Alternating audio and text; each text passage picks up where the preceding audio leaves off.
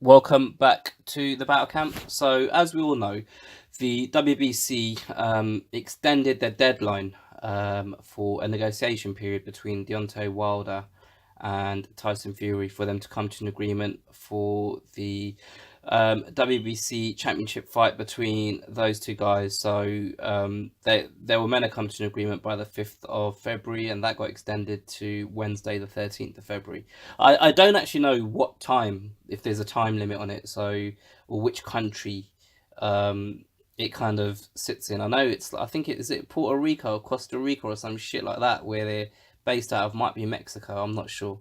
But anyway, that's what that doesn't really matter. But so the new deadline is the 13th. So you'd assume that both of these parties would come to an agreement by the 13th of February. Now, I didn't really want to talk about the purse bid situation because I've made a video about that previously. What I wanted to talk about more was Tyson Fury and how he's kind of maneuvered himself since his draw with Deontay Wilder. So we've heard Eddie Hearn on countless occasions talk about how he's been in contact with Tyson Fury and discussed a potential fight with Anthony Joshua. So Tyson Fury against Anthony Joshua. And they've gone back and forth. And first, he apparently, and this is all through Eddie Hearn, Tyson Fury requested a flat fee, and then he requested 50%. Obviously, that didn't come to fruition. But if Eddie Hearn is to be believed, there was a discussion that they had there, and they talked facts and figures, and they talked numbers with regards to a fight with Anthony Joshua. It then obviously transpired that it's way more likely that Tyson Fury is going to face Deontay Wilder in a rematch.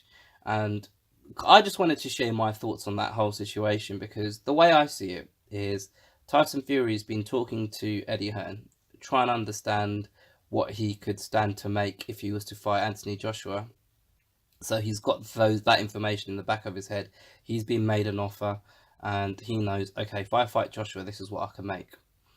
Now, it wouldn't surprise me, and I think this is what he's done. And obviously, this is all conjecture. This is just me sitting here thinking about stuff and coming to this conclusion.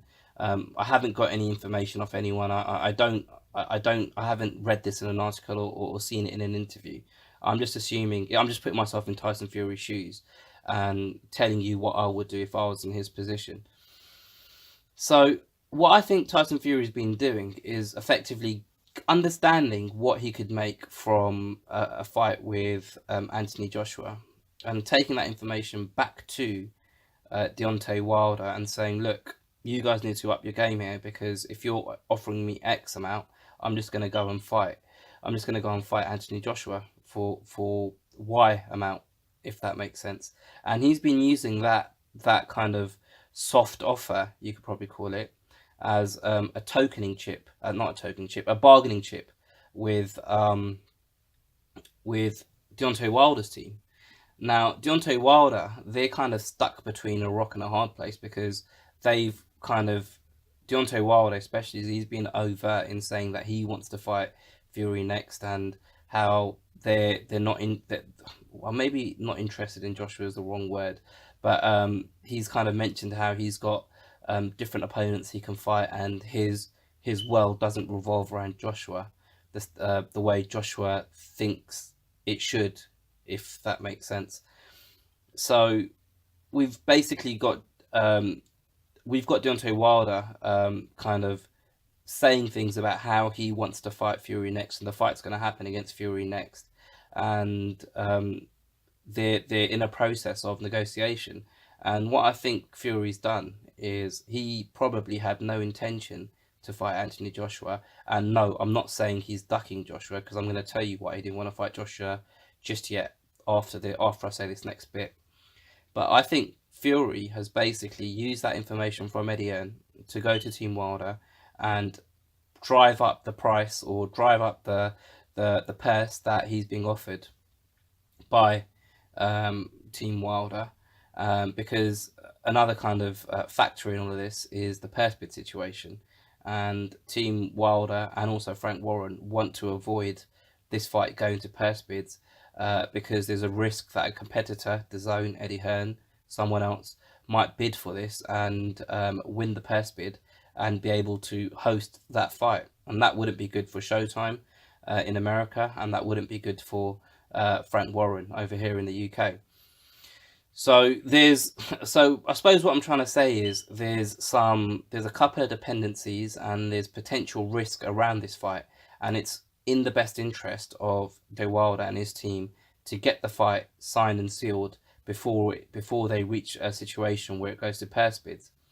And the way Tyson Fury, I believe, has negotiated this deal that he's going to get with against Deontay Wilder is he's used the information that he's got from Eddie Hearn in terms of potential purses as a bargaining chip. And the reason why I think he wants to fight Deontay Wilder now rather than Anthony Joshua isn't because he's scared of Joshua, isn't because he's ducking Joshua. I think Tyson Fury is backing himself. And I think Tyson Fury genuinely believes that if he fights Deontay Wilder again, he can make the necessary amendments to avoid getting hit by Deontay Wilder and to win that fight in a convincing fashion.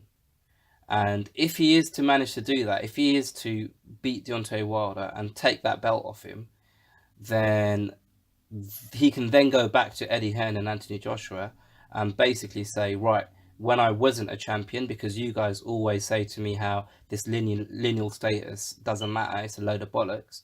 So that's your opinion, this lineal status doesn't matter. That's not my opinion, but that's your opinion. So you were offering me X amount, let's just say a number, I don't know, 20 million. That's just a number that I've made up in my head. You were offering me 20 million on a 60-40 split when I wasn't champion. Now I've gone over to America and I've dethroned the WBC king. I've taken his belt and I brought it back home. I deserve nothing shy of 50-50. And if he's to make that argument to Eddie Hearn and Anthony Joshua, I believe they are kind of also stuck between a rock and a hard place, because then they don't have a Deontay Wilder to fight because he's just lost. Now, obviously, all of this is predicated on Tyson Fury beating Deontay Wilder, but I'm just kind of talking from Tyson Fury's mindset that I'm assuming I'm just guessing, I'm speculating, this is conjecture, this is all just kind of a figment of my imagination. I haven't got any kind of, like I said, I haven't got any information or any articles or anything like that I'm not reporting this as news. This is just my opinion. And this is what I think Tyson Fury is doing. And this is the kind of the plan that Tyson Fury has laid in place in order to kind of secure the biggest paydays possible. And I think I can't fault him for it. I mean, on one hand, I've got the opinion that, all right, if you're being offered 60-40 to fight Deontay Wilder, and you might stand to make, I don't know, 15 million pounds, and again, this is a made up figure as well, and you might make 15 million pounds fighting Deontay Wilder on a 60-40 split. Why not fight Joshua on a 60-40 split and make, I don't know, 20 million pound, 25 million pound? Because I'm assuming that the revenue generated in a fight between Joshua and Fury will be higher than the revenue generated in a fight between Wilder and Fury. But if he goes and fights Wilder and beats Wilder, then that makes the fight with Joshua a lot bigger than it is now, and that gives him more to take to the negotiation table, and it gives him more weight, and it gives him more of an opportunity to get more out of that situation. And I can't knock him for it. I genuinely can't. I believe there's an element to what I've just said, to what Wilder's trying to do as well. I think what they want to do is beat Fury, and then basically Wilder's going to say, I've already beaten the best heavyweight in the division, and he's gonna have more weight behind him to get a better deal when he's negotiating with Eddie Hearn and Joshua on that front as well.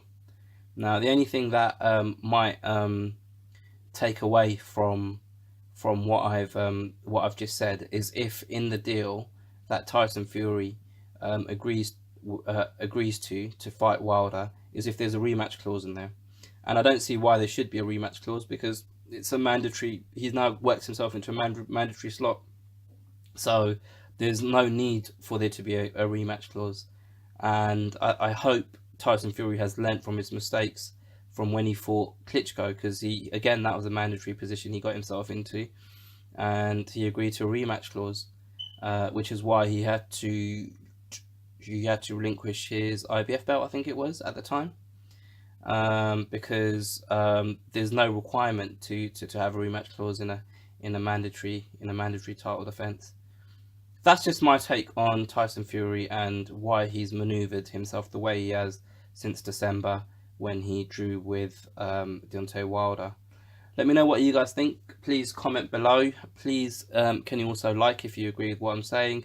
If you don't agree with me, please feel free to write it down in the comments and I'll respond if you're not talking absolute shit. And also, I'd really appreciate it if you could subscribe, and I'll catch you next time. Cheers.